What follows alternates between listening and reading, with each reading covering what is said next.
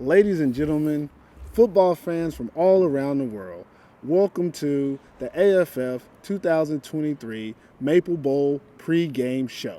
I'm your host, Perfect Purvis, and we're here representing American football in Finland, the podcast now turned TV show. With me today is Alpha Jallo, one of the best football players in Europe, who recently played for the 2023 Wassa Royals. And welcome to the show, Alpha. Hey, thanks for having me. I'm really excited to talk some football again. It's good to have you here.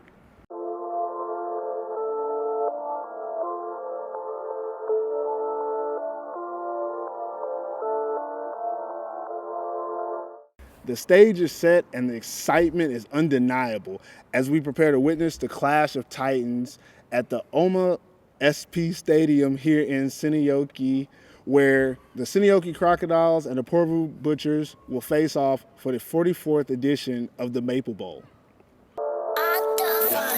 23, yeah, 23. I got shooters and they with me and they never miss. 23, yeah, 23. I got shooters and they with me and they never miss. 23, yeah, 23.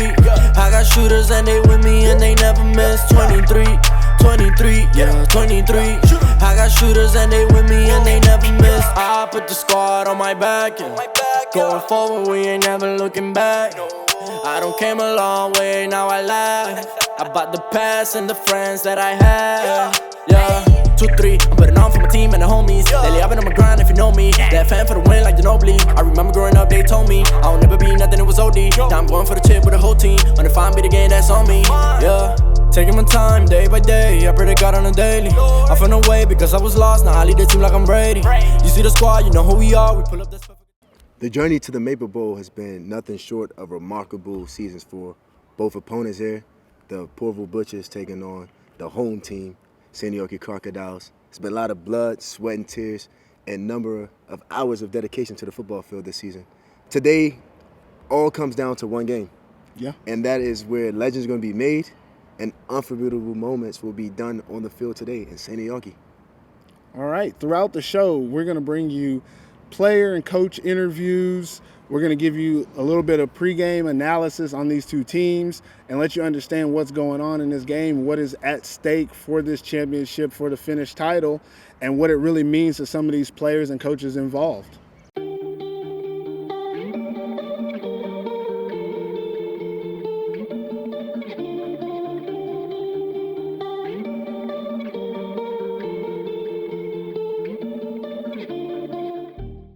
So whether you're a diehard fan or just a football fanatic trying to learn about American football, we've got you covered today on this pregame show. So sit back, relax, and join us as we build up to the epic showdown between the Seinäjoki Crocodiles and the Porvoo Butchers. You don't want to miss any of the action. Without further ado, let's kick off the pregame show and get everyone hyped for the 2023 Maple Bowl.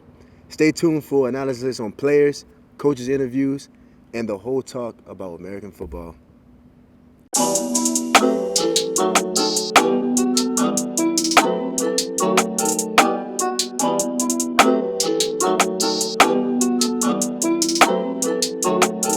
I'm in the big leagues, told her don't miss me. Ballin' like Houston, ayy, feeling like Whitney. I need a bag, bruh, send it through quickly. I'm making his dog, like I'm in the big leagues. Told him that I gotta go, dog. I'm riding the road, y'all. I think that I'm back in my bag now. So I need that go, y'all. Got hits when he throwing the fastball. Just too quick for it, peeling off like the whip orange. Seen they effort, this piss poor. I got too much, I gotta tend to. Car payments and the rent due. Told y'all that I'm 6 foot, but with the money stabbing, I'm 10-2. Too much that I've been through, so I put it all in that rear view. Clean money in a black whip, got old problems with the friends new. Yeah, I'm in the big leagues, told her don't miss me. Ballin' like Houston, ayy, feeling like Whitney. Yeah, I need a bag, bruh, send it through quickly. I'm making his dog, like I'm in the big leagues. Yeah, told him I'ma hit it out the stands. I deserve another 100 bands. I deserve another 100 fans. Told them this was always in the plans. I just did it cause they said I can. Blowing euros when I'm down in France. Labels asking how I build a brand. Told them put a check up in my hands. Boy got time, no cap. Made a few checks, but they all in the raps. Had a few friends, but they stuck in the past. I don't even trip when I'm thinking about that. Hopped in the whip and we all in black. Shawty wanna ride to the hop in the back. 0 to 100, seen a rev on the dash. They ain't catching up, dog, I'm moving too fast. I'm in the big leagues. Told them don't miss me. Ballin' like Houston, ayy, feeling like Whitney. I need a bag, bruh, send it through quickly. I'm making hits, dog, like I'm in a big league. I'm in the big leagues, told them don't miss me. Ballin' like Houston, ayy, feeling like Whitney. I need a bag, bruh, send it through quickly. I'm making hits, dog, like I'm in the big leagues. Told him that I gotta go, dog. I'm riding the road, y'all. I think that I'm back in my bag now. So I need that go, y'all. Got hits when they throwin' the fastball. Just too quick for it. Peeling off like the whip orange. Seen they effort, this piss poor. I got too much, I gotta tend to. Car payments and the rent due. Told y'all that I'm 6 foot, but with the money stabbing, I'm 10-2. Too much that I've been through, so I put it all in that rear view. Clean money in a black whip. Got old problems with the friends new. Yeah, I'm in the big leagues. Told her don't miss me. Ballin' like Houston, ayy, feeling like Whitney. Yeah, I need a bag, bruh, send it through quickly. I'm making his dog, like I'm in the big leagues.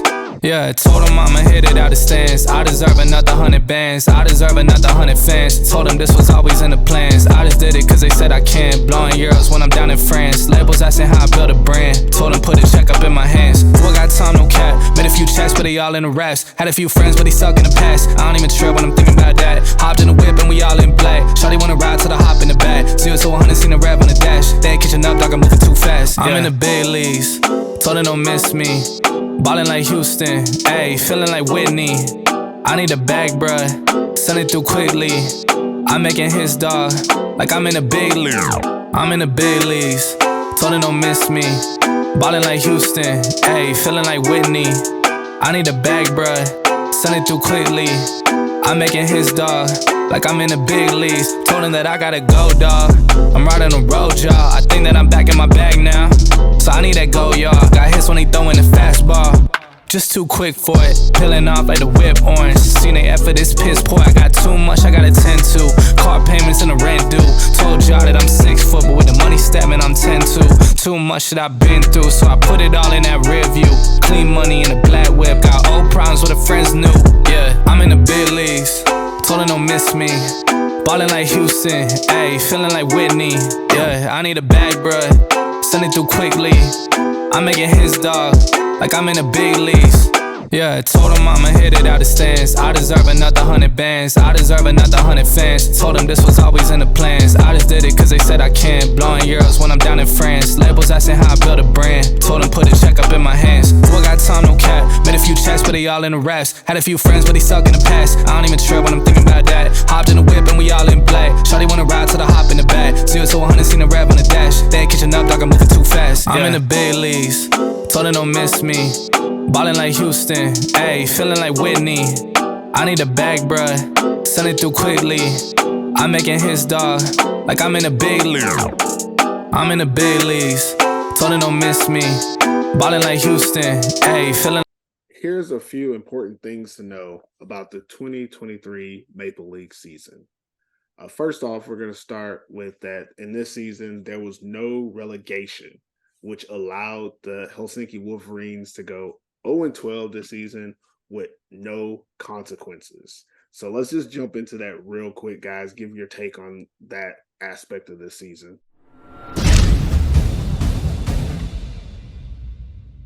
I mean, I think what I heard from the camp is it was just a bit of a rebuilding year. They were trying to blood some of these young kids, get them Maple League ready. They signed a few imports. You know, my boy Kevin Adams, I got him out there. I got to shout him out. And they signed a few guys, but it just seemed to be that they were just tanking, and they're just getting ready for next year because, like you say, there was no consequence for them. And if they didn't have the money, I heard a few stories about maybe sponsors falling through or something like that, or who knows, maybe something like that. But hey, in a year where nothing's on the line, they blooded these young guns. Is that the right way to do it? I don't agree, possibly, but hey, it's what they decided, and they're getting ready for next year. So I guess that was just the decision that they made. Yeah, like you said, it's probably I can't even really say it's a rebuilding year because even when you rebuilding, you bring some quality imports in to assist with that, like coach wise.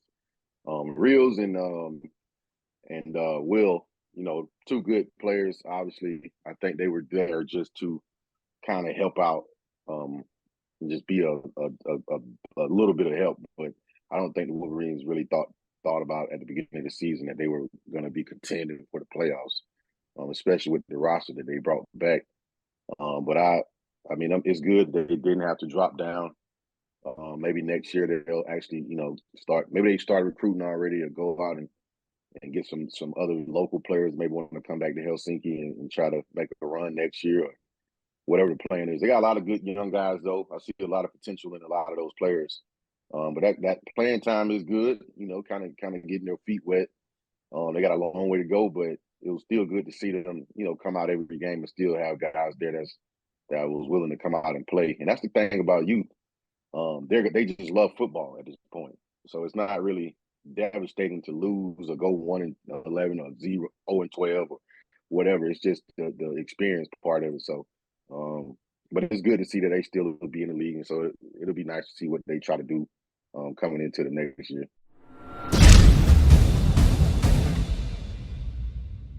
Another important thing that happened in the 2023 Maple League season was reigning league MVP Leanthony Reasonover. His season was cut short due to disciplinary issues and an injury. I can't remember exactly which week, but early in the season, he was suspended for 4 games, and when he came back from the suspension, he actually tore his ACL and was out for the rest of the season. What are you guys' thoughts on that and how it impacted the season? As you can see, I mean, like I think they lost 3 of the last 5 games or something like that. And it was just a downhill from when he got hurt.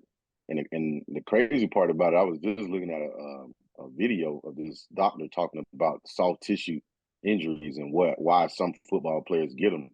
And he said that some of these guys, they're not like, I don't want to say it's not like the old school football players where you play through injuries, but a lot of times newer players like sit out a lot, and I think with him being suspended for 4 weeks, not sure what kind of workout he was doing or anything like that, but the doctor basically said, these guys sit out of OTA and then just show up to camp going full throttle. That's when they tear stuff, and I think that had a lot to do with probably with his injury. Like you just 4 games out, and then you just come back out and they feeding you the ball, and then it's just your body's not ready for it. And I think that might have been what happened to him. Not sure, but it definitely devastated Corpio's season. But I thought they would probably get another running back at that point because we see what a running back does for their offense, and they didn't decide to do that, which was wild to me. But that was probably the biggest thing because Corpio was probably still going to be the front runner, or at least first or second team up there going into the playoffs. So that was devastating for Corpio. I mean, Q basically covered it there. It was a season killer for him. And we don't really know the full story still because they announced that he'd been suspended and he was removed from the roster. Suddenly he's then back on the roster. Kind of no one's really told us what actually happened and the truth to the story. Was it kind of a show thing, or we're just going to say he's suspended but actually keep him on the roster, or did they remove him from the roster? We don't know. We know there's been a few stories about maybe he was or maybe he wasn't on the roster, but it killed the season for him. Like you said, they were the front runners. They were seed number 1, seed number 2. They just come off of back-to-back championships. They just three-peated. And they just imploded. Like when they lost him, they had nothing. Like they tried to rely on Ambro too much, and we all know about Ambro. Like he's a pick machine. So losing Reasonover and then not signing another running back. And I think Q's right. I think that time away, he did come back a little bit, looked like out of football shape a little bit. Maybe he wasn't doing whatever he needed to do to continue with being in football shape. And he tore his ACL, which is unfortunate. And I hope he heals up, and I hope we see him back at some point.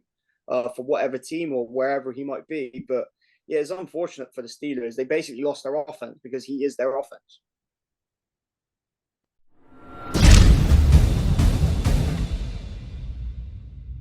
One of the major stories for the 2023 Maple League season was the Helsinki Roosters' resurgence in the second half of the season.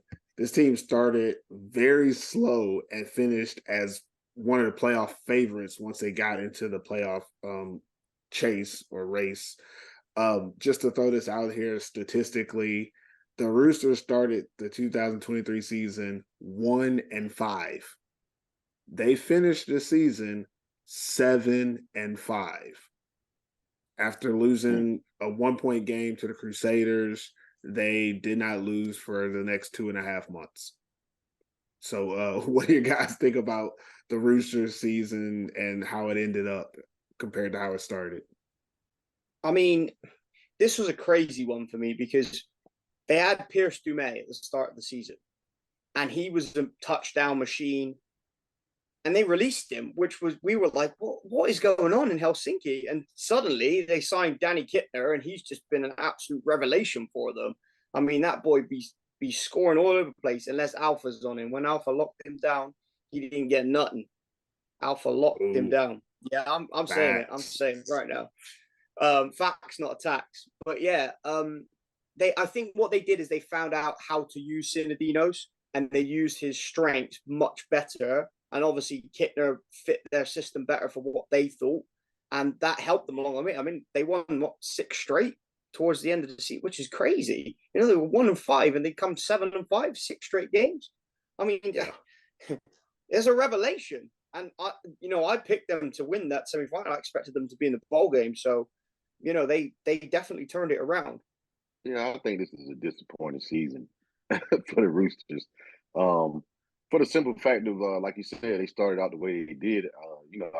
I rarely feel like guys should lose their jobs, but being that that's the Roosters, I have seen them let people go for playing like he played. So I was surprised that they stuck with him. He was just a little too inconsistent early, and that put them in a bad position as far as coming down later on in the season, having to win certain games, and it was just too little too late. They did get to a point where, they got a chance, but they didn't, fulfill what they probably thought they were. I thought they were like the hottest team at a certain point going into the playoffs. I thought they were like the somewhat a favorite too. But those same inconsistencies came back to bite them in that playoff game. And if you watch the film, you can see it. It's not Roosters football that they were playing all year. It was just too inconsistent. Unless Kittner was having a big game or the run game was on, they really didn't have a chance of winning these games like that. So it was just a disappointing season, obviously. But that's what happens when you make decisions to stick with certain people. They changed the receiver, which was, like Chris said, was wild, but didn't change the quarterback.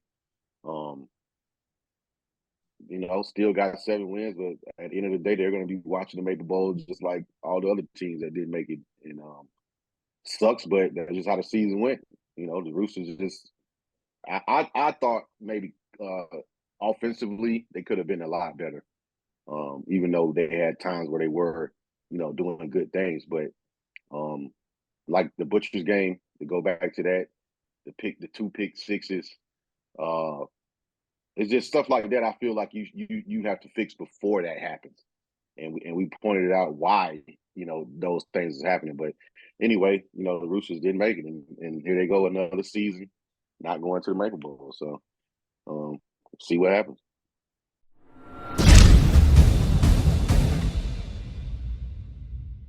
Another important thing that happened this season was the Porvoo Butchers' high-powered offense proved good enough to get them back to the Maple Bowl for the first time since 2010, if I'm not mistaken. Is that the correct date? This is a new-look Porvoo Butchers team. We've never really seen a Butchers team be able to, score so quickly and score so often as they have this season when they played well together. So what are your guys' thoughts about this offense and how it's kind of transformed a Porvoo Butchers team this season? I think they found an identity in passing. Porvo of the last few years, before Gwinner got there, even kind of when Barry was there, um, they had started going to the passing team in the last few years, but before that, they were a running team. They were just strong on having a big offensive line, a nice running back. But now they've got to a point. I think they found their organization's identity with Brandon Gwinner and Nico Septon and those young receivers that they got, and they actually surprised everybody. I mean, I'm sure no one probably, like you said, didn't pick Porvo to go to the championship, but they won at the right times. They won early, and that's the key to getting to the playoffs when you play in the Voucher League. So you got to win early. You win early, then everybody else got to kind of find their way. But the Butchers, found that out early. They were exciting. They were making big plays. So I think it was a good thing for the organization. Definitely, like even if they don't win the championship, it's still a great thing that like this is something that we get to build on, and we just to put a few players here and there, we could be even stronger. So I think they have started something. Should I say? I think they have started something. I think Porvo will be in the playoffs the next few years for sure. Yeah, I mean, Q pretty much said it. Brandon Gwinner threw for 2,994 yards. I mean, he's almost 3,000-yard passer on the season, which is crazy. That's crazy numbers. 29 touchdowns. He had some great young receivers supported with the experience of Sepponen. Sepponen is Porvoo Butchers, isn't he? He's the guy that has always been there. You add Lucas Erla, Christian Nelton into the mix. Suddenly they've got a big three, and the tight end that they've got as well. So they just, like Q said, they found their identity. They knew what they wanted to do. They called the plays right, which suited Gwinner, and Gwinner was able to sit back there and read it. And he's mobile. He can get guys open by moving around in the pocket, moving outside the pocket.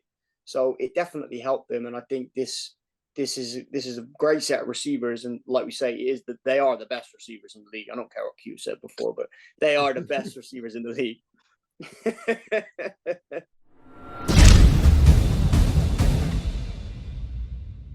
Another important thing that happened this season was the Seinäjoki Crocodiles becoming the heavy favorites to win and get to the Maple Bowl.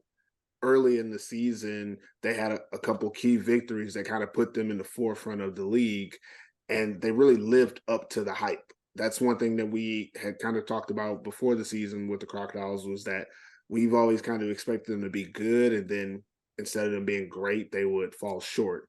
This season, they, outside of one loss, they have not fallen short of expectations, which was to be the number one seed and get to the Maple Bowl, which they are there now. What are your guys' thoughts on what the Crocodiles have done this season in their progression? I mean, this is their year. They've made it to the Maple Bowl in the last sort of like 8 years. They've been to like 4 or 5 at least that I can remember off the top of my head without looking at the stats. And they keep getting there, and then they just keep getting beaten. They keep falling at the last hurdle. I feel like if there was ever a year that they were going to win it, is this year. They have to take it. If they don't take it, then I don't know what's going on, but it just seems that they would just keep falling at that final hurdle. It makes no sense that they lose so many. And they've been close games. Like they've had, like, I think one of the scores was like 10-7 against the Roosters one year, going back to like 2017, maybe. I think that was the one you coached, Q.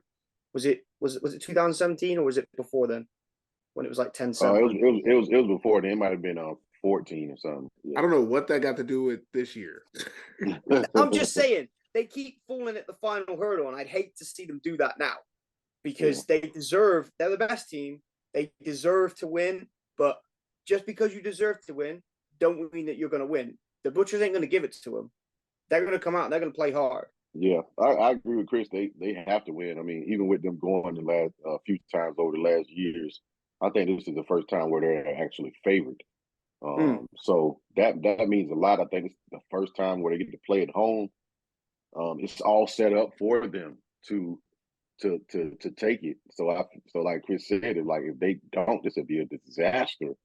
A disaster loss, like one of those losses. You don't get over championship losses. Let me say that first. But to them in this organization, to just be so close so many times, and not win it, I think this is their best chance, because of what they have on that roster.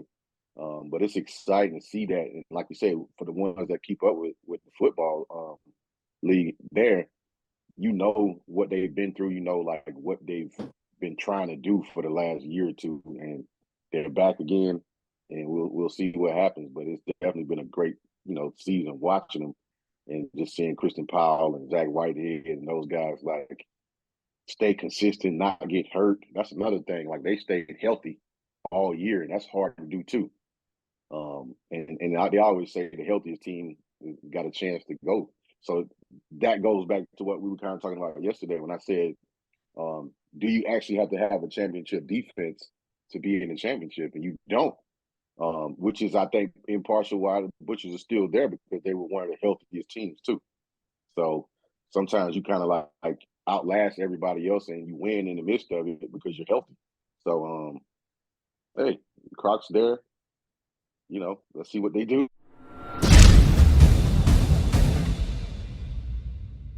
One thing that was very intriguing for this season that everyone should be aware of was that earlier in the season, a lot of people were confused about were the Seinäjoki Crocodiles undefeated or did they have a loss? Because in the very first game of the season, they played with a player who didn't have his official transfer paperwork. They had a defensive back, Eric Irvin, who came from the Helsinki Wolverines the season before, and apparently the paperwork wasn't done properly for his license or his transfer or something. So the Crocodiles were credited with a loss in the first game of the season, even though they won on the field. And it almost cost them a perfect season because it looked like they were going to go through the season undefeated. It eventually became moot when they lost to the Roosters towards the end of the season. But it was an interesting kind of ongoing joke throughout the season that they might not be undefeated because someone could check a box. What was your guys' thoughts on that whole scenario? I'm going to go first on this one because I don't think it was just cut and dry as far as somebody didn't check a box. I think sometimes because Eric played for the Wolverines last year, right? Yeah. Yeah, he played for the Wolverines last year, right? So a lot of times when you transfer from a team, it's the team you're leaving that is holding up your transfers. A lot of times it ain't necessarily the team that's bringing you on. It's not really their job to release you from the other team. That is their job to pick up your license for their team. So I think the Crocs probably did everything that they were supposed to do on their side.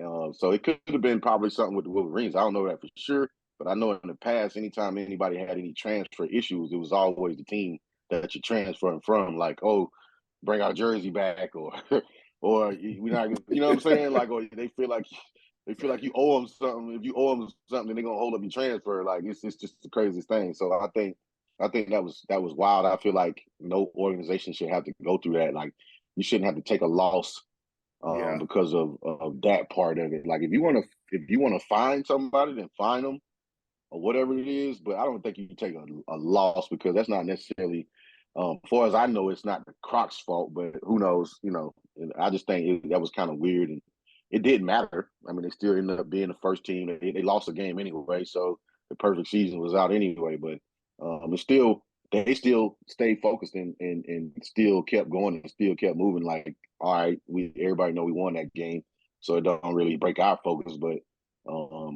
other than that, that's all I think about it. The only thing I'm going to say on this is that yes, okay, it might have been the Wolverines holding the transfer, but I'm sorry, the Crocodiles as an organization would have known if he'd have been transferred properly or not. They still played him. So it's still on them. Even if they would have had some doubts, like, they shouldn't have played him, because then you have an issue with like insurance of players then as well. Like, are they covered by insurance if they're playing because they're not registered? So I completely agree with what Q's saying. Yeah, we're speculating. We don't know which team it was who was holding the transfer or who made the mess up, but someone at that organization would have known that there may have been an issue. And I'm sorry, if there may have been an issue, you don't play that player. You don't take that risk. I said I only want to say one thing, but the other thing I want to say, a little bit of a niche thing. What happened to the Botany Bowl? Like, who does that go to? because they both took an L. They both lost. Like they just left the trophy on the field, right? Like just leave it there. Leave it in whatever city they were playing in. But this is kind of knock out what Chris is saying. But I understand that part too, as far as the Crocs maybe should know that, but also the league, like right, the league gets everybody's roster.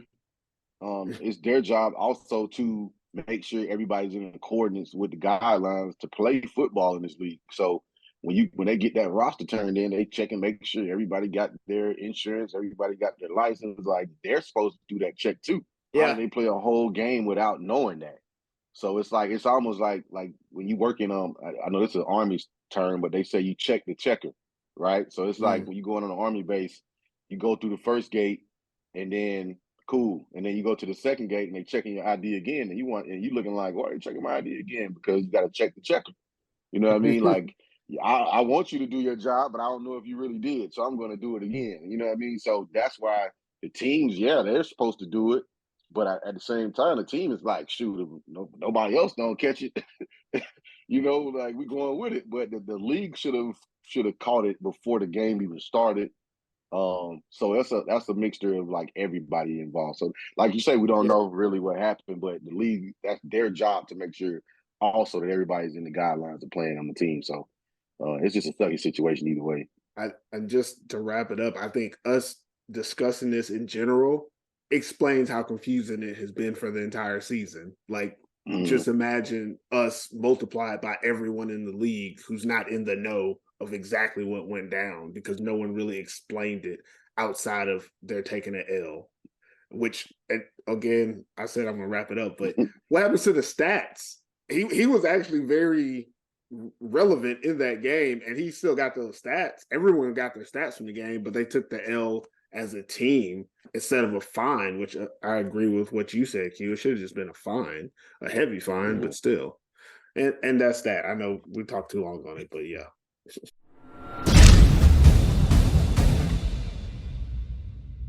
The 2023 Maple Leaf season has been a record-breaking year. And with that being said, there were a few records broken this season that we like to talk about. First up is the interception record that was broken by Zachary Wright, defensive back or safety for the Porvoo Butchers. The record was 8 previously. If we're correct, it was held by RJ Long. And now it is 9, held by Zachary Wright. What are your guys' thoughts on Zach's season and how he ended up breaking that record? I mean, I'm going to quote Dion Showtime. He's a dog. Like, that boy gets his. He gets his. And not only did he have 9 picks, he had pick sixes as well. So he didn't only catch that, he ran out to the crib. And he's a special talent, and they're going to need him big time in this Maple Bowl game as well. But yeah, I mean, 9 picks on the season, it's class. That's a really good effort. Out of 12 games, that's really good. It's a good feat. Zach Wright definitely was a boost for Porvoo. Definitely a wild card as far as what he could do in the return game and on the defense side of the ball. For him to his first full season in Finland and in Europe, I think he made a great statement for himself. I think he brought his price up. He definitely brought his price up and his worth up in Europe. So that was a great thing for Porvoo and him. So he definitely showed out. He was fun and exciting to watch every game. And I'm glad that we got to see it happen. You know what I mean? And shout out to Zach Wright, man, for putting on a show this year, for setting the interception record. He broke RJ's record, which, by the way, I was coaching that secondary, so I'm gonna throw that out there too. But yeah, Zachary Wright, man, he's a real deal.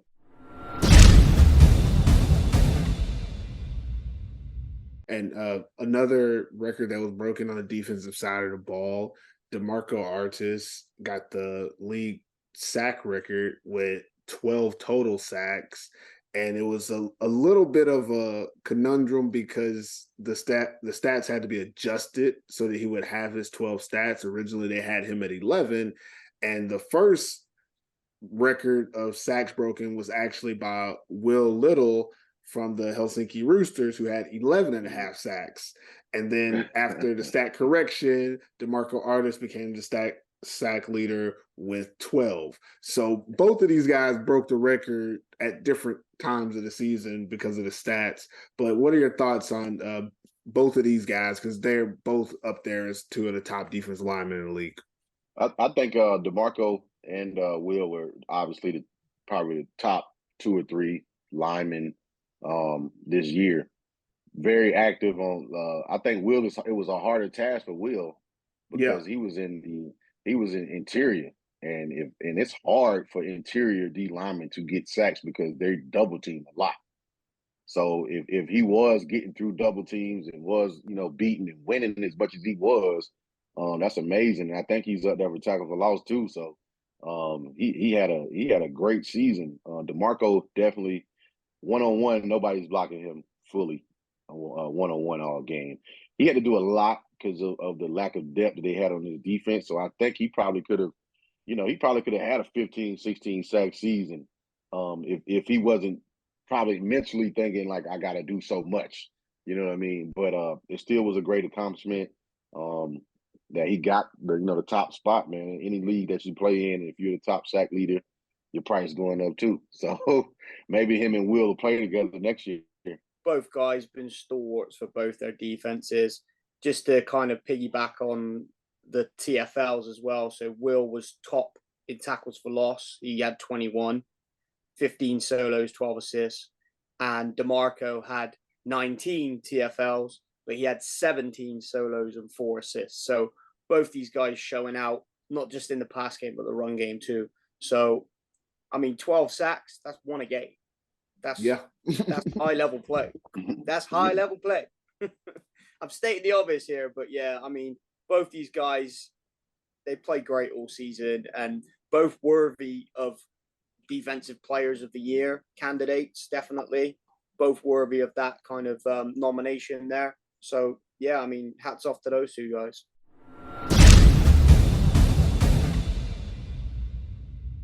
So moving on to the last record, probably the most fun one to talk about is the rushing leader for total rushing yards in Maple League history belongs to the Seinäjoki Crocodiles running back Christian Powell, who I don't remember how many yards he has, but I know that he is the leading rusher in the Maple League history all time. You guys want to talk about him a little bit? In Powell, we trust. What more can I say? Not only that, he's now second on the list in all-time touchdowns in the Maple League with 101. If he stays another year, he's going to beat Stokes' record. Yeah, I'm going to say it now. He will beat Stokes' record if he stays another year. He's on 117 Stokes, so he's only got 16. He scored 22 rushing touchdowns this season, so he's going to do it if he stays another year, and I guess that's up to him what he does, depending on what happens in the Maple League. But Christian Powell is just the guy. He has been there, done that for the Seinäjoki Crocodiles. He stayed loyal with them.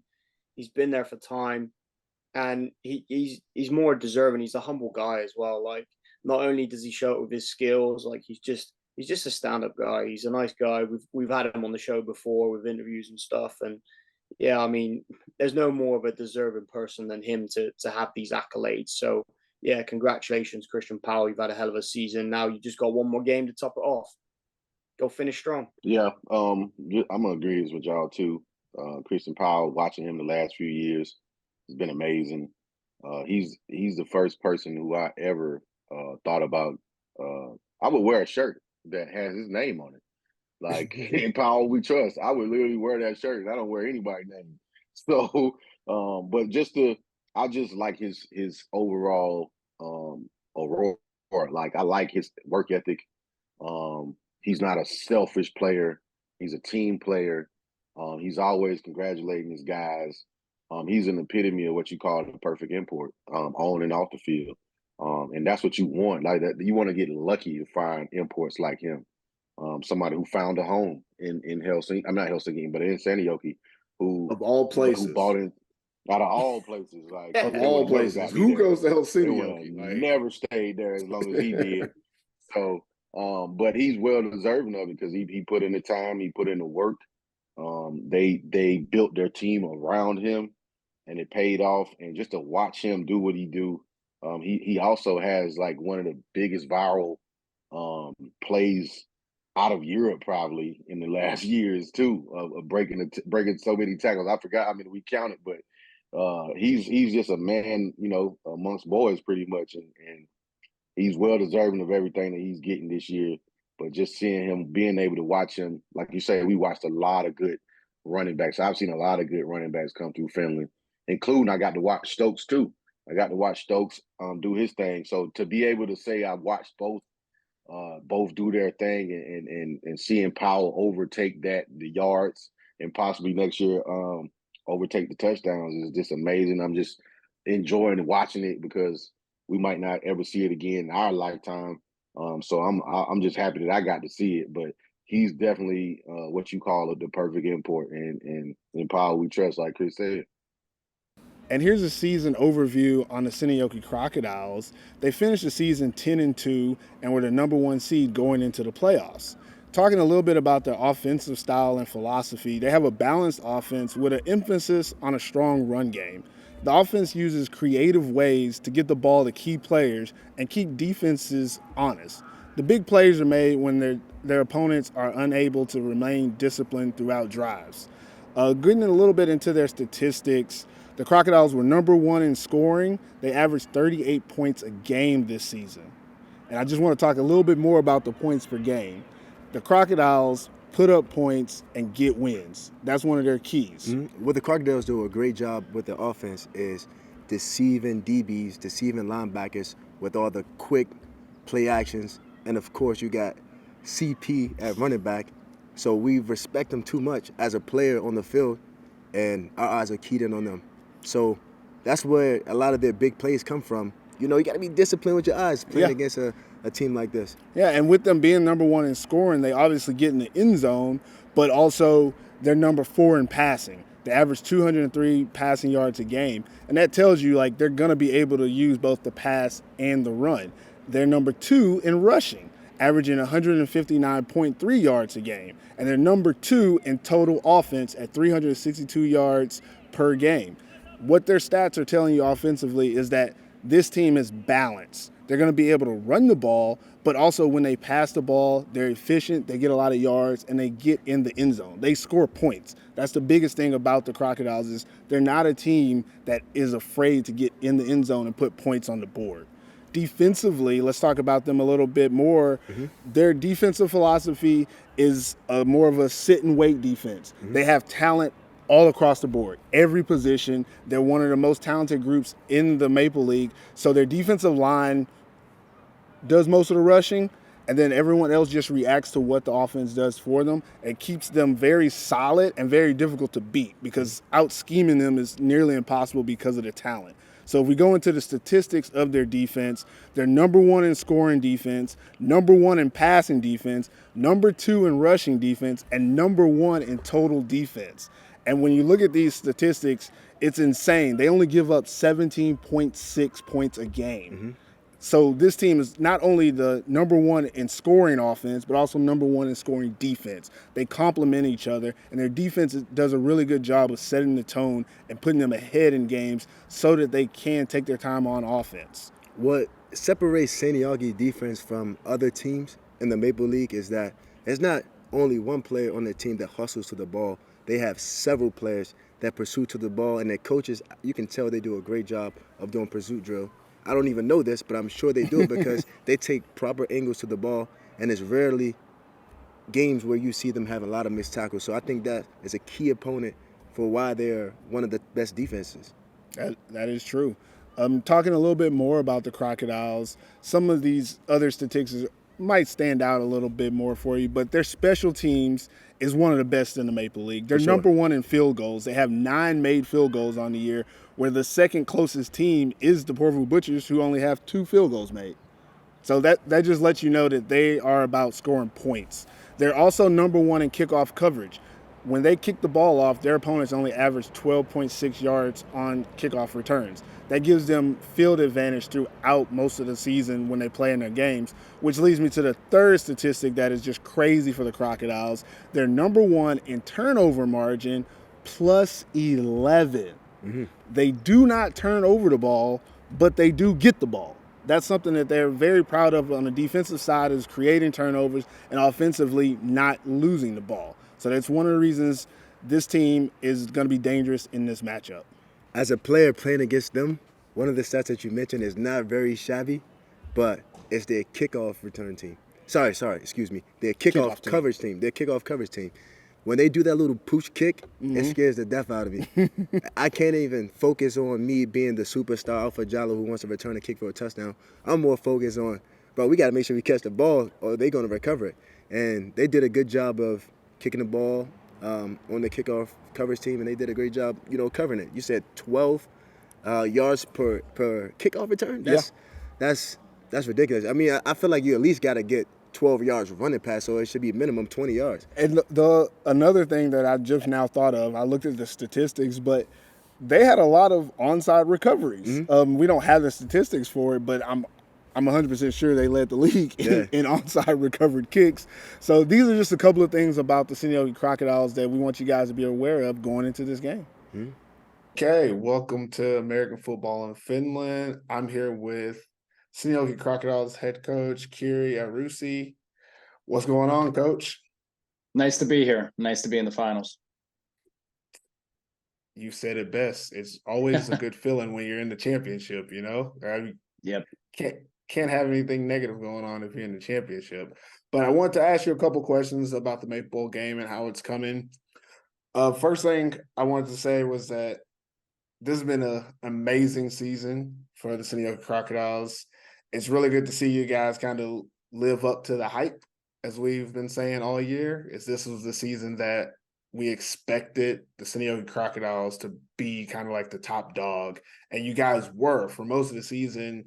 I don't think there's many games, if any, where you weren't expected to win the game, which leads me to my first question is, how did you keep your team motivated each week throughout this season, knowing that, you were expected to win, but you still have to play the games on the field? I know that's a difficult situation. Yeah. So I just wanted to know, how do you go about doing that? Yeah. Well, I think this year is a long time coming. And so we have a lot of experience. We have a lot of leaders on the team. And I think we kind of figured near the end of the season last year, we figured out some stuff, and we figured out how we need to practice, how we need to prepare ourselves. And that definitely has helped us over the course of the season this year. And just the overall mentality that, we're playing one game at a time. And we got to be a lot more consistent, for instance, than we were last year. And then even throughout the season, I think our performance has gotten more, consistency has gotten better throughout games and then from game to game. Okay. So what I want to ask now was, despite you guys' overall record, obviously you won a ton of games, but we watched the games. You were in a lot of close games this season. A lot of games that kind of either came down to the end, or there was, you guys being up by a lot, and then the other team maybe getting back into it late in the game, those situations. But what do you consider some of the main reasons why you guys were able to come away with the win more often than not? Like, a lot of teams play close games, but when you guys playing close games, me as a spectator, I was still saying, okay, it's close, but Crocs are going to win because they're the Crocs. So what I want to ask you is kind of, behind the curtain, how do you get your team to continually deal with adversity and perform at such a high level in those situations? Yeah. Well, I think it's like what I said to the last question, it's mental toughness, it's leadership, it's experience. When we've gotten into tough games, you would think that, like you said, being expected to win a lot of games, having all those expectations on you, And not only expectations just to win, but to perform at a certain level, game in and game out, no matter who the competition is. It's tough. It's a long season, personnel changes, you have injuries, you have all this stuff, but, just taking each game, one game at a time, and all that other stuff, really combined to help us in close games. And when we were down even, or things got close, I think that's when, we've played some of our best football. I think one of our, the Roosters game, the Kuopio game, and then last week against Vaasa, you saw us come out, in very close games in each of those. In the Roosters game, obviously, we're losing at half big. Come out and really play well in the third quarter, in the second half in general, and finish games off. That's something that we weren't doing earlier in the season. And I think that shows that this team's really resilient. They're really mentally tough. They got the leadership. They got the experience. So when we get in a close game, it's not anything. We're not surprised, and we just keep playing our game. That's awesome, Coach. So you guys played the Butchers about 2 months ago. That's the last time you seen them. A lot has changed, but on the Crocodile side, what have you guys improved upon from that last game to this game that you think is going to be helpful in making sure you get the win? Well, I think it starts with personnel, just like it always does. So I think Oxley Saarinen, the safety's back for us, and that's obviously a huge help in the secondary and then defensively in general. We got Diego Paz, defensive end. We added in August offensive lineman to kind of round out the offensive line, Mateus Stockamp. So, besides those and other guys coming back, getting healthy again. So I think we're about as healthy as we've been at any point during the season. So that's good. But other changes, I think, we just kind of started playing. I don't know what it was, but we went through a period starting maybe before the UNC game, but really we felt it in the first UNC game, the second UNC game, the second Porvoo game, maybe after that as well in a game or two, where the second Vaasa game, where we came in, played really well in the first half, about as well as we could. We were up on Porvoo 21-0 at halftime. Mm-hmm. In the second game. We kind of forget about that.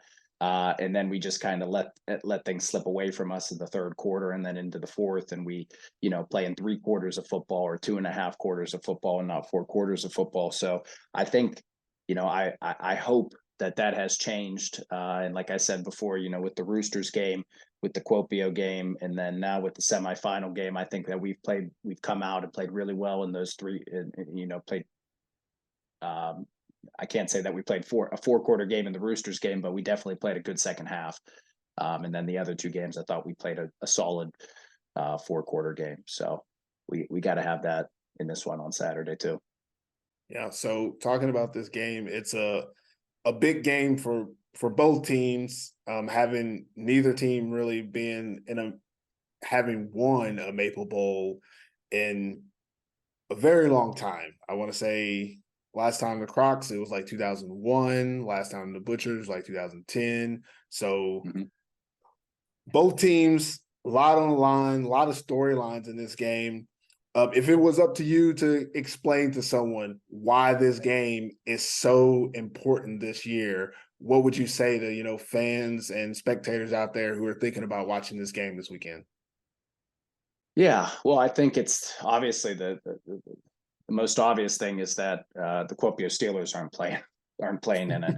And so there's going to be a new champion. And I think that's really interesting. And, we're going to, a bunch of guys who hadn't had a ring, a bunch, 2 new teams that hadn't had this experience are going to have it. So it's exciting. We were in the finals last year and we went through that, obviously disappointed with the result, but it does make things easier as we're going throughout the week this time.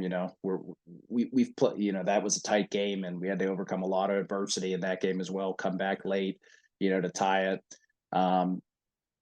before losing it. But,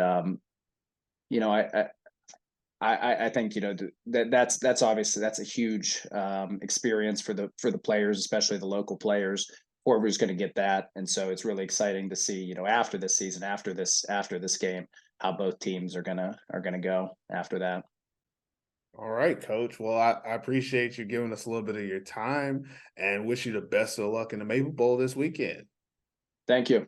Now over to the Porvoo Butchers. They have finished their season 8-4 as a number 2 seed going into the playoffs, and now they're 1-0 in the playoffs, winning their semifinals matchup against the talented Helsinki Roosters. Maybe controversial in the upset, but here's some of the statistics of their offense. Their offensive play style, before I get into the statistics, is they are a very pass-hungry offense. They love the ball in the air. They love to use their running back, who was a converted receiver to running back, in the pass game as well. So here are some of the statistics. They're number 3 in scoring offense. They're number 2 in passing offense, number 6 in rushing, and number 4 in total offense. As I said before, they are a passing offense. What I really like about the Butchers is that you see by looking at statistics, rushing their number 6, not because they can't rush, but because they utilize short passing game instead of the run game. Mm-hmm. If you look at their passing style and how they do their offense, they run a lot of screens and a lot of crossing routes short in depth, which is the run game. Mm-hmm. So what they do is they make sure to put the ball in their playmakers' hands, and they have 3 of the best receivers in the league to do that. For sure. And that's why this offense has been so successful this year. Yeah, and also to mention why their running stats are so low is because the play style of the quarterback, he loves to drop back and back up, and sometimes you can get sacked, and that affects your rushing stats. But we'll see how he does today. Now we're going to move over to the defense and their defensive playing style. Their defensive playing style is very aggressive in the pass. They like to keep the ball in front of them, but sometimes they can get beat. But they have a record-breaking safety who comes from America, and he is Zach Wright, and he's a key opponent to their defense. He's a key opponent to why they have so many interceptions and why they can win those games in the fourth quarter. Back to the statistics. They are number 4 in scoring, number 5 in passing, number 4 in rush defense, and they're number 4 in total defense. And that's very hard to do in the Maple League because a lot of teams in the past have always been a score-heavy offensive playing style. Yeah. What I think about their defense is it's really boom or bust. You said it earlier. They have a safety in Zach Wright who actually broke the Maple League interception record this year with 9, but also they normally give up close to 400 yards a game offensively, and that is because their defense is so aggressive. They're aggressive with their front 7, which leaves their defenders on the back end by themselves a lot of times. And sometimes it works out for them, and you end up with like 9 interceptions like Zach Wright. And sometimes it doesn't work out for you, and you give up yards or scores, which leads to them being kind of in the middle of the pack stat-wise. But overall, they're only playing one game today. They just have to do it one time. That's right. Now, let's move over to some interesting factors for the Porvoo Butchers. They are number 1 in punt return, number 2 in offensive red zone conversion, number 2 in kickoff coverage, and number 1 in punting. And that's by one of their special players, number 11, who we're going to talk about later, Mikko Seppänen. What I really like about the Butchers special teams is they can score on special teams. Between Zach Wright, Lucas Erola, Brandon Wellington, and Mikko Seppänen, at any point, they can get you points from either punt return, kick return, and then their punting, they get it inside the 20. It's one stat that we didn't really look up today, but Mikko Seppänen, he puts the ball right inside the 20 more than anyone else in the Maple League. And this is going to be a field position type of game, and I think the Butchers actually have the advantage when it comes to creating field position in their advantage in this game.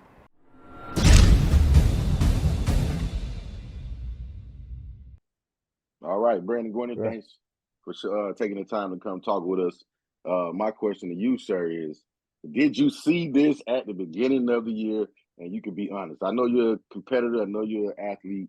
But I know everybody says, oh, we want to go to the championship. But did you see the potential in your team getting to this point? First of all, I want to say thank you for having me. And second, yes, I did. After last year, coming off a 4-8 season, I didn't know what I wanted to do.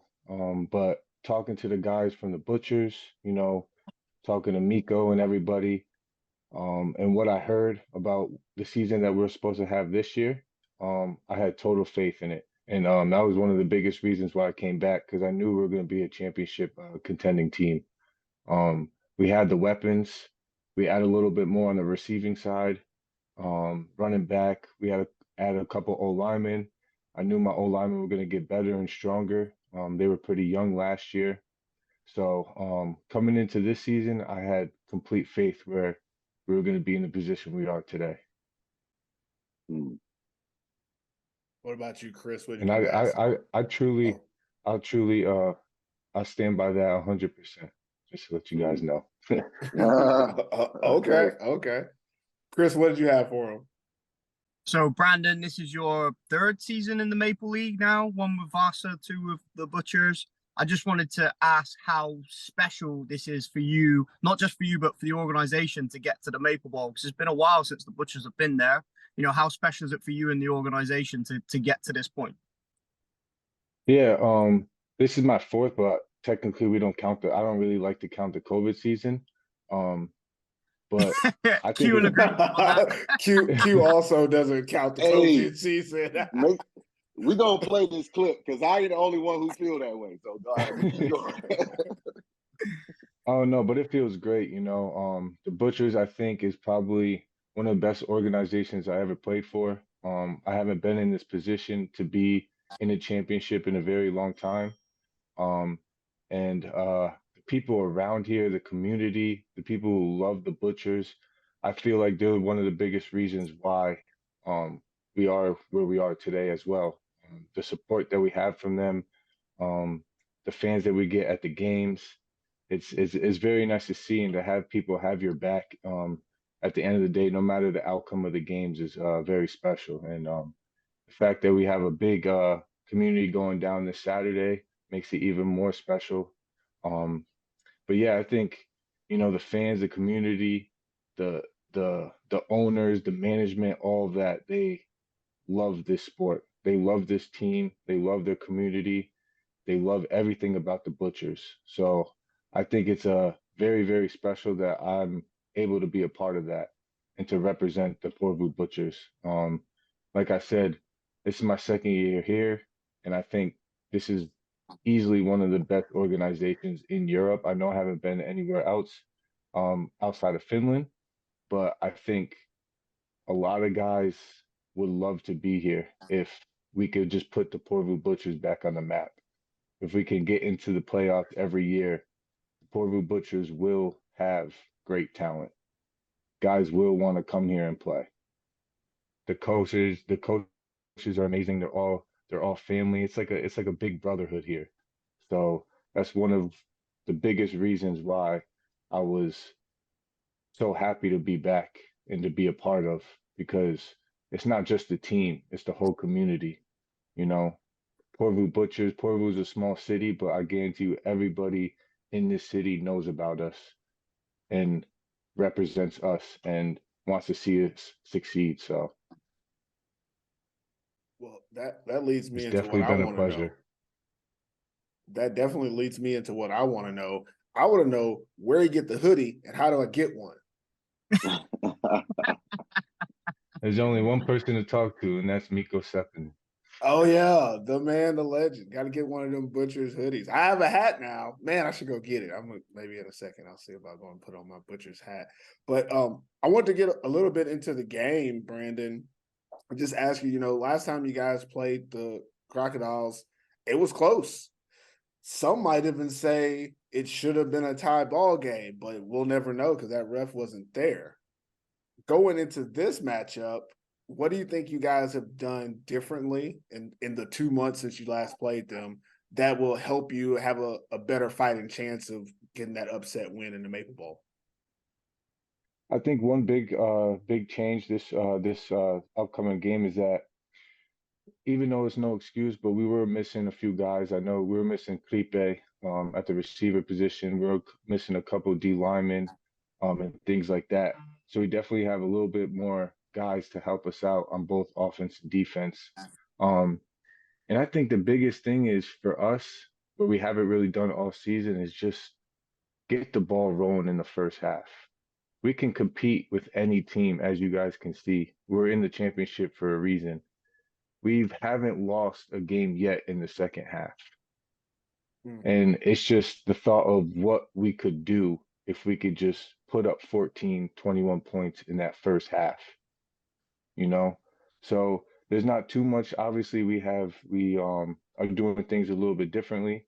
We're capable of using guys in different positions, move them around a little bit. But I think the biggest thing, like I said, is just being able to move the ball and score points in the first half. If we do that, we're not gonna lose this game. And I truly believe that. Um, Differently, like I said, we just gotta take care of what we have to take care of, you know. Offensive line just block for a few seconds just to get for me to able to get the ball out quicker and things like that. So, but I don't think there's anything we really need to change as a whole other than just getting that momentum and that motivation in the first half, score some points so we don't have to play, 110% in the second half. We're obviously going to play 100%, but we don't have to go out there and, feel like we have to feel like there's something on our backs, like, oh, usually second half we're down 14 points or 21 points, and we have to come back from that. No, if we score 14, 21 points in the first half, no team can mess with us. That's facts. Big facts. Q, you got anything else for him? Yeah, I know you said that it felt like a family with the Porvoo Butchers. A couple of guys that are on your coaching staff I played with when I was playing in Finland. Lasse, the other one we call him Gravedigger. He was our old lineman. He actually played for y'all, I think, last year a little bit too.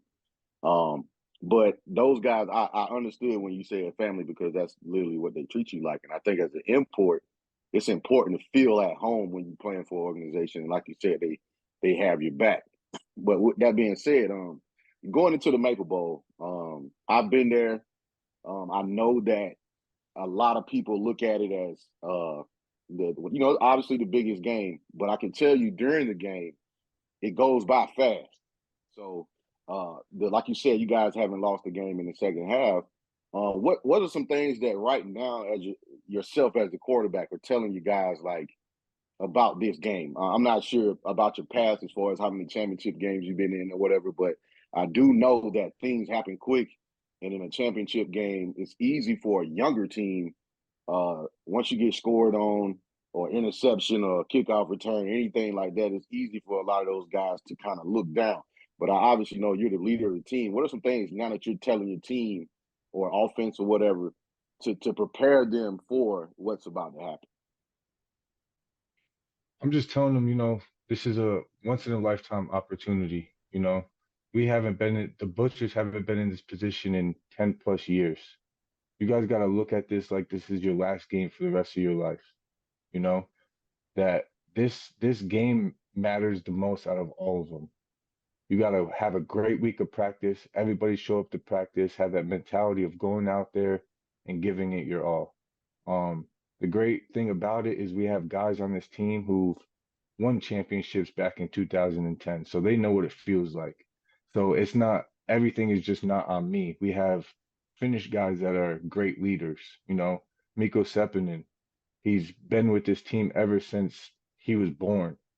Like, he's the main reason. There's guys on here that, like, for me personally, there's guys on this team that I want to win this for.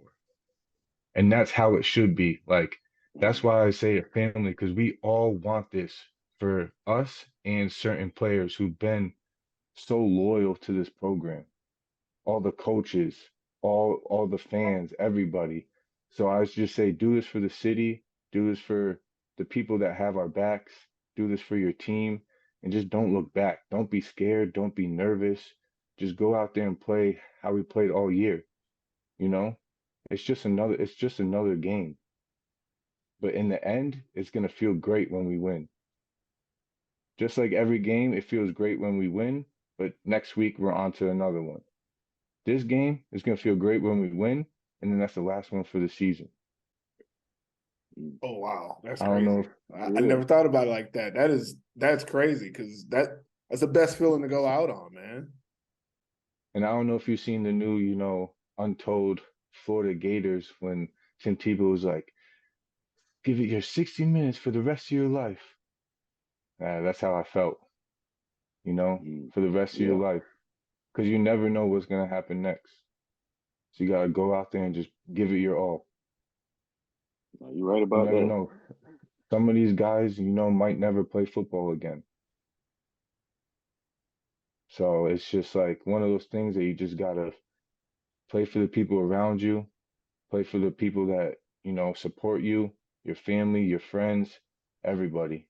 So it's just, and the good thing about it is that, like I said, yeah, I'm a leader, but there's also 20 plus leaders on the team. It's not just me. And I feel like that's one of the biggest reasons why we're in the position we are today. Because every single person on the team is leading by example. Yeah. My last question obviously made a massive improvement from last year to this year. What do you feel like your strengths have been this season that you're going to carry through to the Maple Bowl for this season? Obviously, you've had a decent upgrade on defense. You've got a dog in Zach Wright. Receivers are performing. But what do you feel like has been your biggest improvement from last year to this year that's going to help you win the Maple Bowl? I think our biggest improvement is definitely defensive wise. Like you said, we got a few dogs on defense. We're able to bring in a corner. We got Zach Wright. We got Brandon at linebacker. We got Nico Penningen at linebacker. We got a great group of D linemen.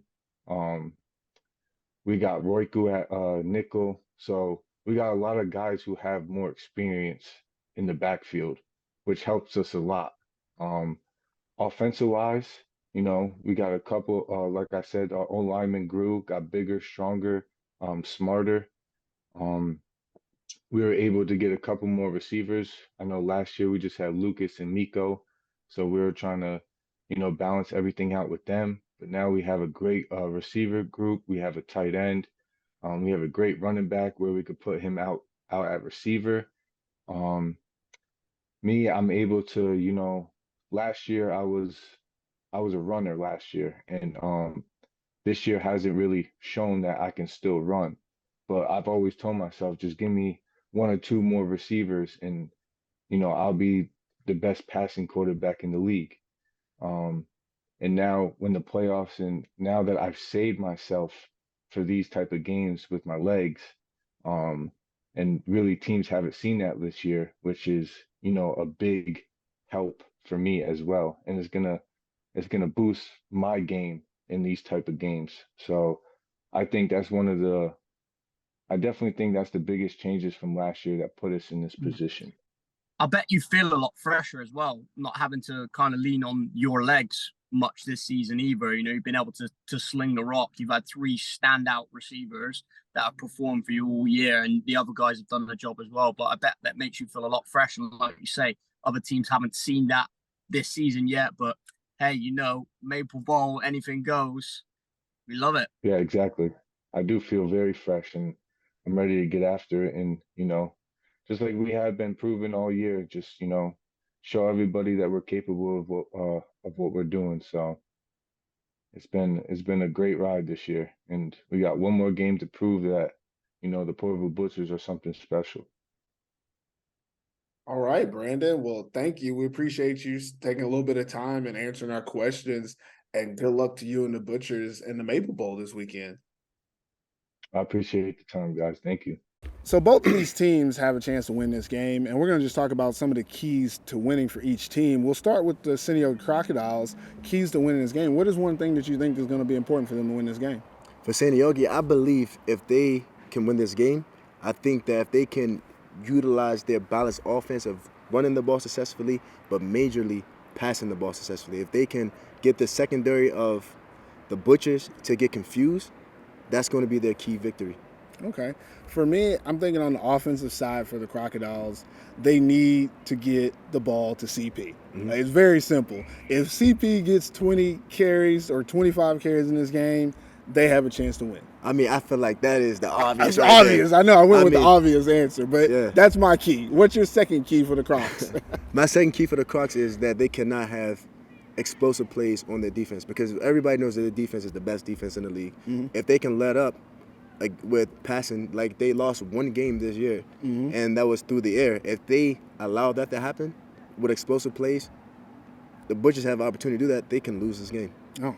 So if you want to win this game, for me, your two keys is get that balance more in the pass, and don't let them pass the ball against your defense. Okay, well, my second key for the Crocodiles would be get home up front, and that's for the defensive line. They have one of the best defensive lines in the Maple League. This is your chance to prove it.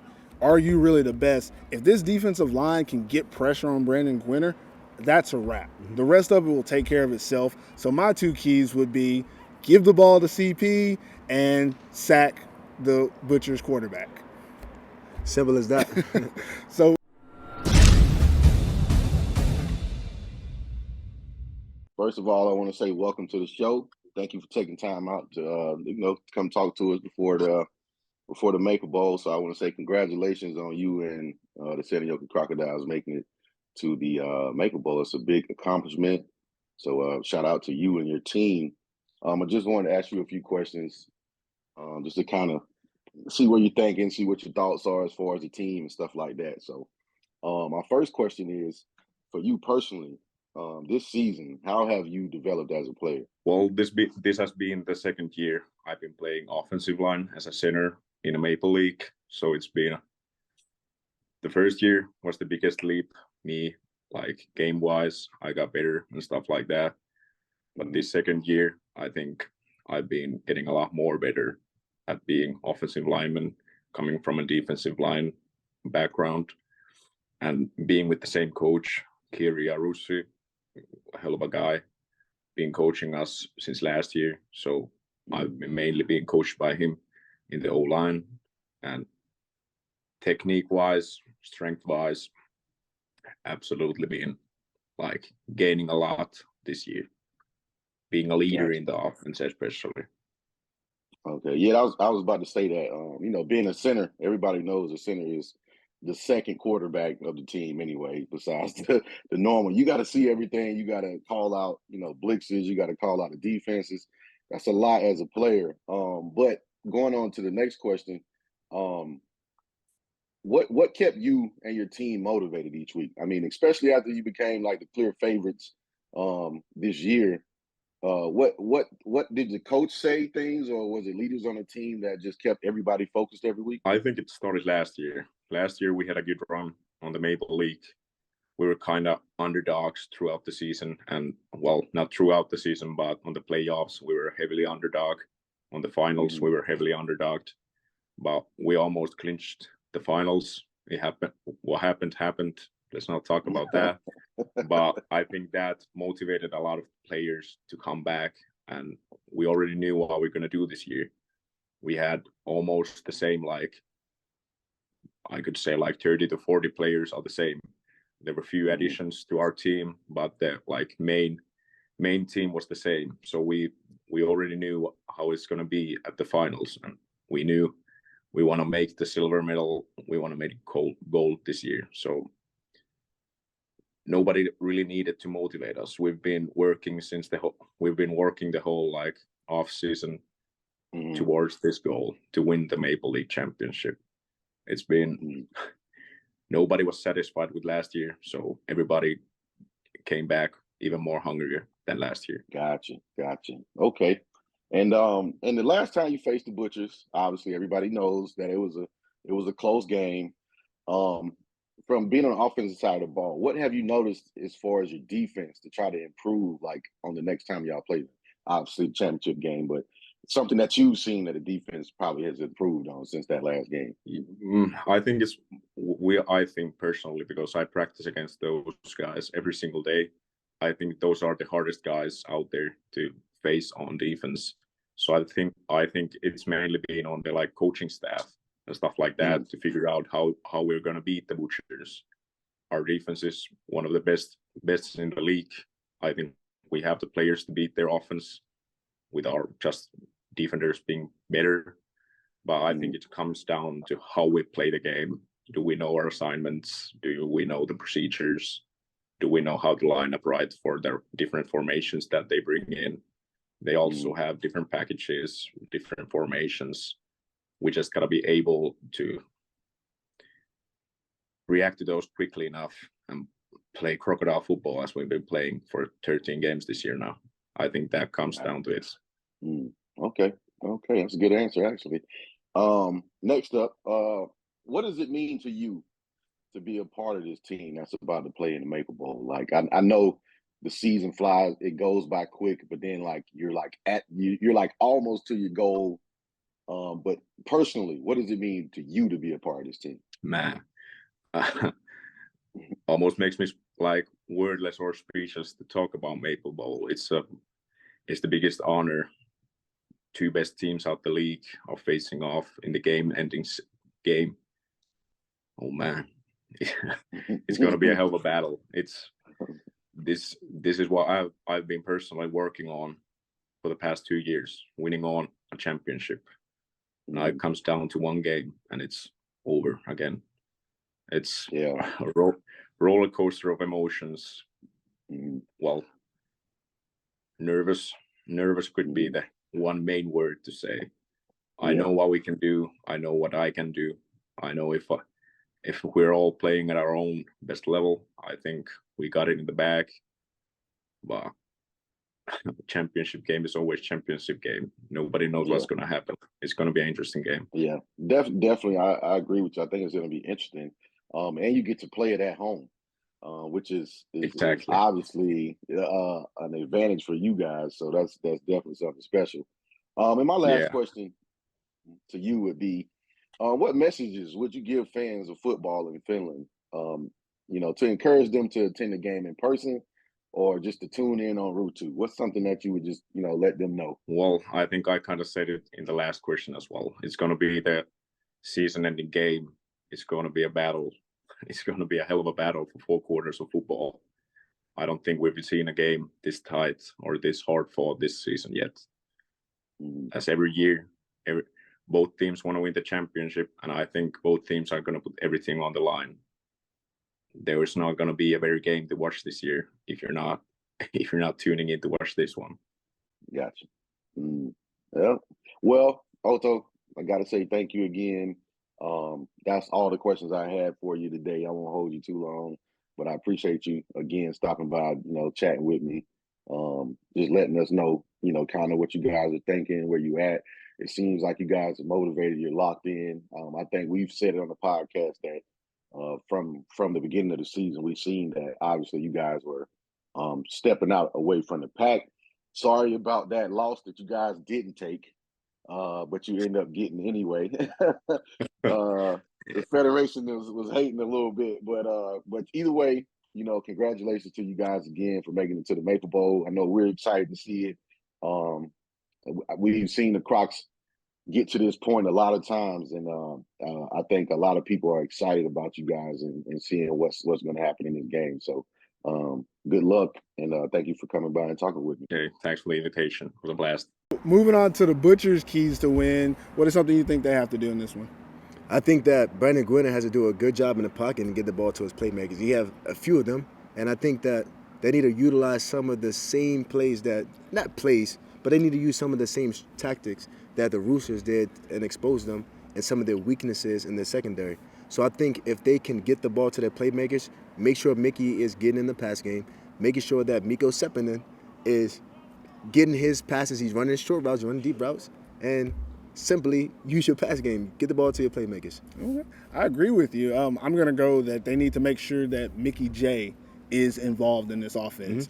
If he has a great game, they have a chance to win this. He will be the difference maker. He's the wild card for that offense that you can't really focus or key in on because he's so versatile, and he can make an average play, okay, we're just running to keep them honest, and then bust it open and get them yards or even a score when it's unexpected and put them in an advantage type of situation. What's your second key for the Butchers? I believe that the Butchers cannot let explosive plays on their side of the ball, and I think that their run defense needs to be their savior, because if they can force the Seinäjoki Crocodiles to pass the ball, I think that's where they're going to get their money. If they think that stopping CP is going to be an easy task, they're delusional. Yeah, it won't They're be. delusional. So obviously, stopping CP will be the technical answer, but I would say just stopping them from running the ball, because their quarterback can run the ball sometimes, because some people like to get so hungry looking at CP for so long, and Zach is just taking the ball and he's going for 10 to 15 yards, and he does that a lot in the red zone. Yeah, I agree with you. I think for my key, it's very similar. I would say stop the run early. We've seen that the Crocodiles, if you can stop that run between either CP or Zach, if you stop them early, they believe in their pass game. And I think for the Butchers, I think it's without being said, you would rather they beat you with the pass. You're going to take your chances there, but you have to prove that you can stop that run game. And doing it early in the game, setting the tone, is going to be a difference for them, because if you give them any hope that they can run later, you're going to be in trouble. You got to try to snuff that out right away. So summing it back up, what are your two keys for the Butchers to win this game? Key for the Butchers is, lastly, I said, they got to stop Powell. Their run defense got to be phenomenal, and their offense needs to get the ball to their playmakers. Okay, and my two keys for the Porvoo Butchers is get the ball to Mickey J and stop the run game early.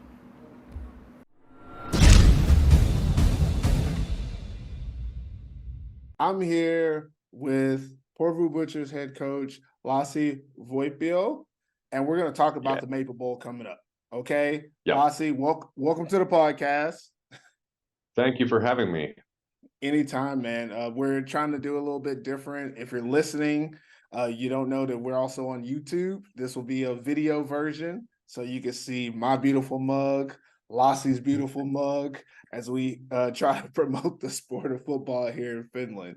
So getting right into it, Lassi, let's talk about the season real quick. The Butchers, you guys played in a lot of really close games this year. A lot of games where, there's a little bit of sweating, a couple comeback victories, even in the playoffs. You guys played in a tight game against the Roosters. My question to you is, how do you overcome that adversity so well throughout the season? Like, what are a couple of things that you think that your team does really well to help you in those situations? I think it all comes down to the basic fundamentals of the sport. Like, it starts from the practice. Like, we have had like a great attendance at practice throughout the whole year. Like, since the off season, during regular season, now at off season, we've almost in every single practice had the full teams. Like, there have been only a few guys missing. They've been out sick or couldn't get out of their jobs or something like that. But nothing like the traditional that after the midsummers you get only 15 guys to practice. That hasn't been there at all this year. So we've had like 30 to 40 guys at practice, every single practice. The only times we had less than 30 were like these ad hoc practices that we threw out there, like we need another practice on Friday. And then people couldn't get out their schedules or something like that. But other than that, it's been basically, in my mind, it's because of the practice. And so that means that everyone knows what they're doing. They know what the guys next to them are doing, which means that they can trust each other, that the guys next to you are going to do their jobs just as long as I do my job. So even though it looks like we've been doing these comebacks, we've been actually just playing on the same level throughout the game, and our opponents mostly have started really strong, but then they quit playing or something like that, and we've been just plowing on because we hadn't really stopped. So we have our confidence on, and they're like, oh, what's happening? They're making a comeback, and then they can't get back in the game, and we've been basically just doing our thing the whole game.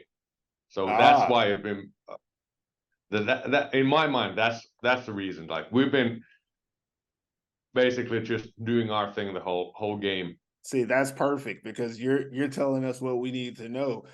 All us fans and media, we're seeing a comeback, but for you guys, that was the plan all along. The plan was we're going to work all the way through, and what the other team does just happens to look like a comeback. That's pretty cool, man.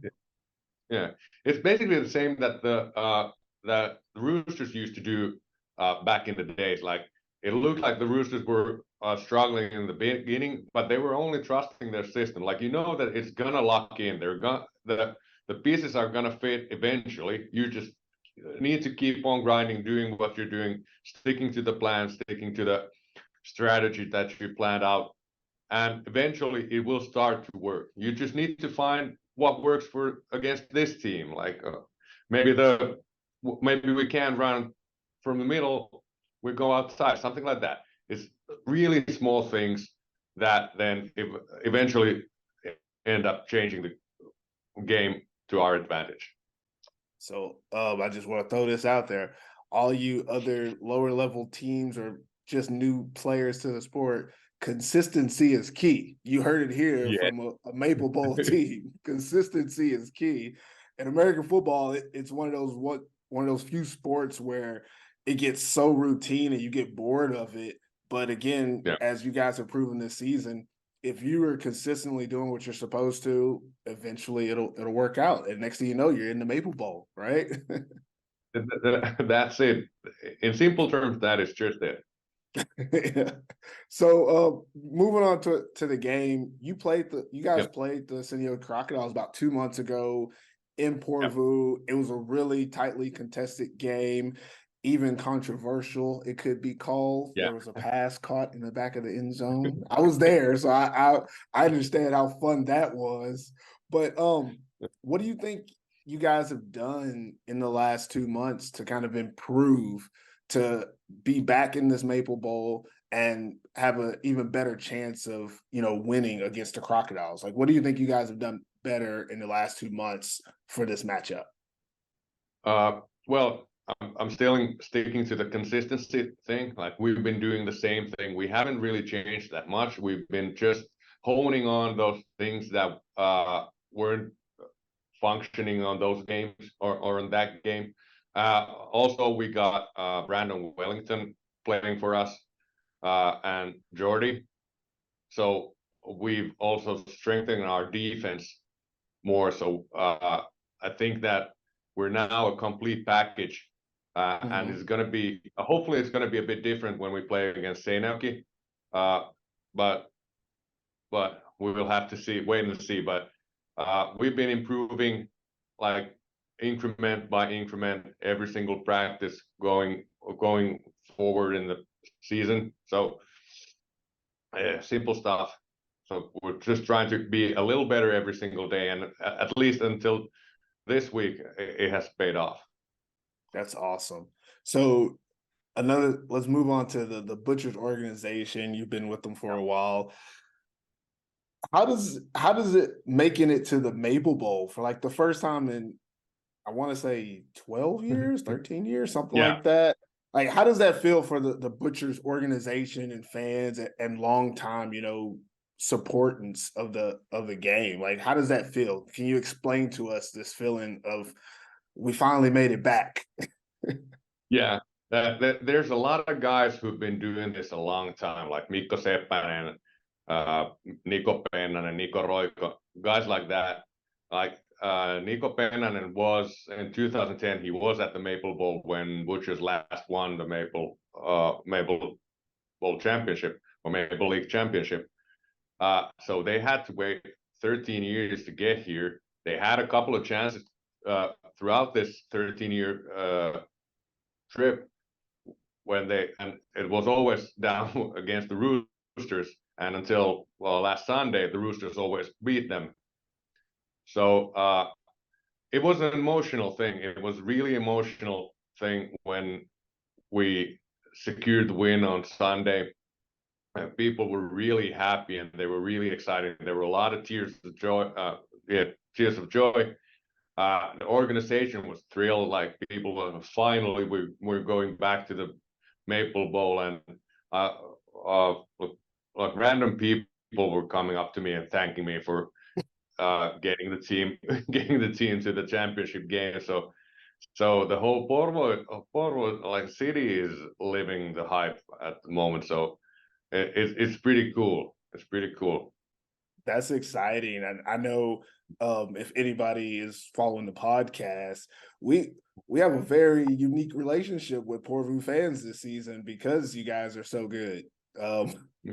Normally we get a little bit of feedback from the podcast listeners, but we've been getting Butchers feedback all year since week 1. I was told that you guys were going to the Maple Bowl, and I had to eat a little crow towards the playoffs when people started saying, I told you, the Butchers. That's really exciting that you guys have been able to do that. Yeah, I've loved you have those picks, like all those former coaches and players picking them, and every single week the guys I've coached with or played with, they're always picking not the Butchers. Not the Butchers. So that gives so much more spirit. You just want to beat the team more because you have those guys that you played with or coached with who do not believe that you have even a chance. So that's always that gives that much more motivation to do this thing. That's what we say here on the show is if we pick against you and you win, well, we really were picking against you so that you would have the motivation to win. You know, either way, we're going to be right. You guys just have to get the win. Yeah, it works for me that at least this year. If it works, it's great, right? So, getting a little bit more into this game, you guys are playing against the Crocodiles. This season, the Crocodiles' defense has been considered the best in the Maple League. I mean, I would attest to that. They've been really consistent. Their offense has been able to score when they need to, and that's kind of how they've kind of patched together such a great season. So, when you're thinking about what do you need to do, what do you need to focus on to limit this Crocodiles team, what do you think your major focus will be? Or if you want to say, what do you think the Crocodiles' greatest strength is that you need to keep to a minimum in this game? Well, we all know the Crocodiles' biggest strength, and that's, of course, Christian Powell. No doubt about it. Like he is a game changer, that man. So he can win games by himself. Not taking anything away from Zach Whitehead, but Christian Powell is the guy to stop on their offense. So if we can limit his yards to the minimum, make him not score this game, then we will definitely have a chance to win it. Basically, we just have to make them throw the ball, make them win us by passing. On offense, we just need to establish our short pass game. We need to establish our run.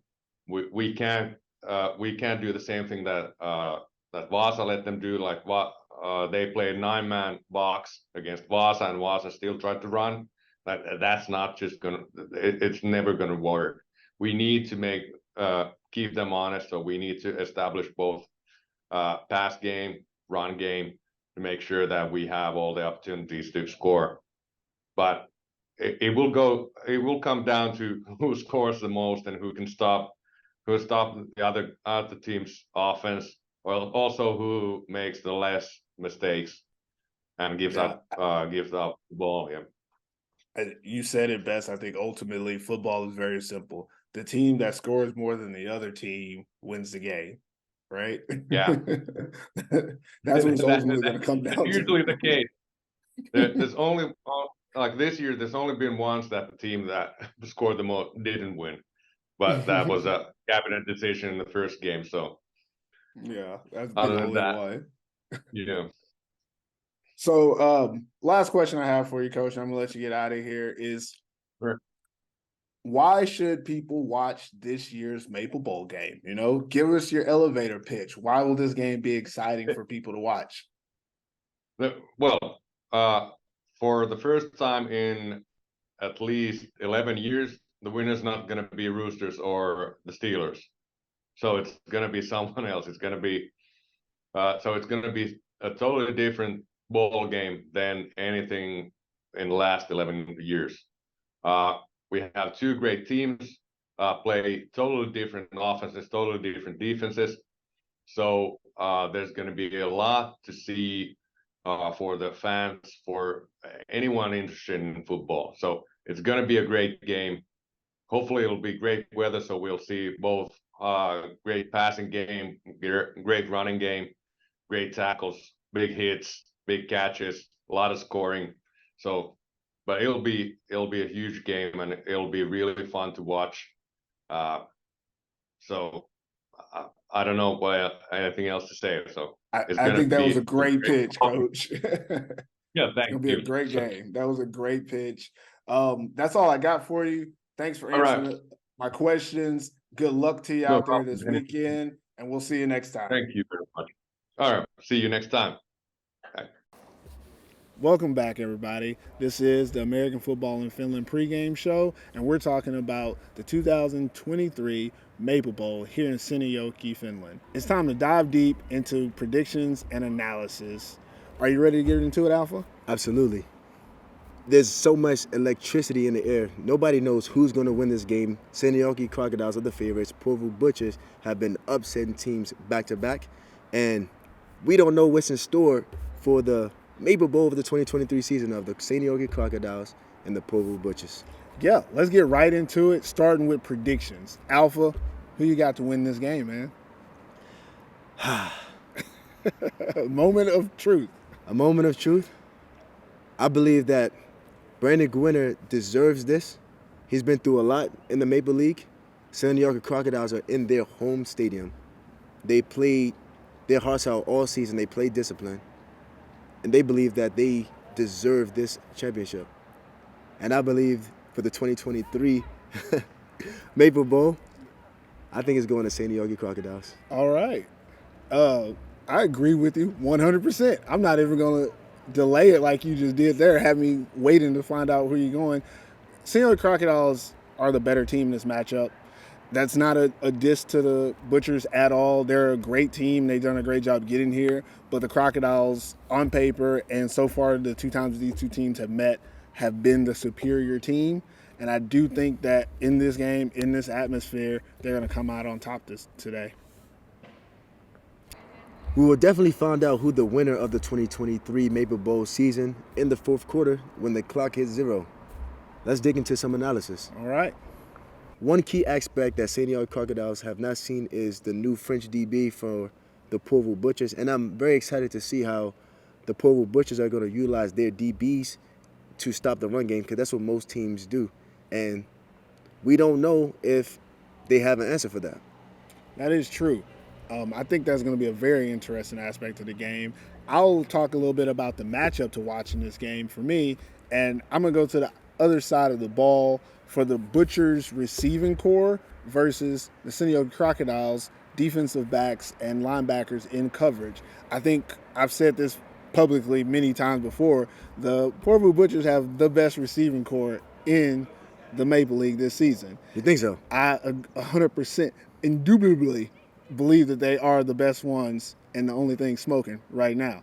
But in this matchup, they're going to have to go against more than just DBs. They're going to have to deal with the linebacking group as well as maybe even some defensive linemen going back into coverage from the Crocodiles. They have that in their defensive playbook, that they can have linemen guarding receivers in the flats and in the shallows. So it's going to be interesting to see how the Butchers receiving core reacts to that and how they match up against. Most likely they're going to be outnumbered in this game because the Crocodiles are going to be able to rush with just 4. So I'm very interested to see about that. But one more thing that we haven't talked a lot about today is special teams. Mm-hmm. Field position and kicking accuracy sway the game. The Crocodiles have a great kicker in Eetu Makimanus. I think I said it right. And if it comes down to a field goal, I really think that the Crocodiles might have the edge because this kid can kick it from 50 plus with ease, with ice in his veins. That's a very good point. Of course, special team can change the game, and special team can win the games. As we see, both teams are top in one group of special teams. Seinäjoki Crocodiles are in the top in punt, the Porvoo Butchers are in the top in punt, and Seinäjoki Crocodiles is top for kickoff coverage, and that can weigh in a lot. So I'm very interested to see who's going to have the better special teams in this matchup and allow their special teams to be a very dictating point to winning the game. That's right. Special teams going to have a really good thing going on today. And with that, grab your Makata, grab your team gear, get ready to witness history as the Seinäjoki Crocodiles take on the Porvoo Butchers for the 2023 Maple Bowl. I gotta give it a go, yeah. I gotta grind, working for money in the door, yeah. Stop wasting time. You wasting your time for real. I'm buying no cap for real. Remember we came from the dog for real. Yeah, 2, protect, they drown in the pool. Okay, I might need a boost. Okay, just give me the loot. 3 or 5, that's my city, the zoo. I'm gon' find someone, call Uncle Luke. On the 5, gotta watch how you move. All my dogs, they gon' pull up and screw. Yeah, dummy, I don't get involved with the money. Why they got it tall, like they know me. 3, I'm a ball like I'm Kobe. Eat it up with the homies. Indeed, shine bright like it's sunny. Yeah, they don't love me. Yeah, I just think it's funny. Yeah, I'm a slum. I gotta give it a go. Yeah, I gotta grind. Working for money in the door. Yeah, stop wasting time. You wasting your. Hey guys, that's it for the American Football in Finland pregame show for the 2023 Maple Bowl. We appreciate everyone for tuning in and all the support we've had throughout this season as we help grow this sport here in this great country of Finland. Want to thank Alpha Jallo for joining me here in Seinäjoki Thanks for today. having me. Thanks for having me. It's been awesome, man. And good luck to everybody in the game today. And if you have anything you want to say, Alpha, this is the time. We're out of here, man. I mean, the 2023 Maple League season was a phenomenal season. I was thankful that I was able to play in a remarkable season this year. I'm thankful to play against both teams, and I would say that we beat one of the teams 2 times. I swept, and another team swept us. So, hey, good luck to both opponents today. I hope that it's a very exciting game, and I hope that you guys enjoy your victory. And the other team, if you didn't get there, sorry. Yeah, and that's it.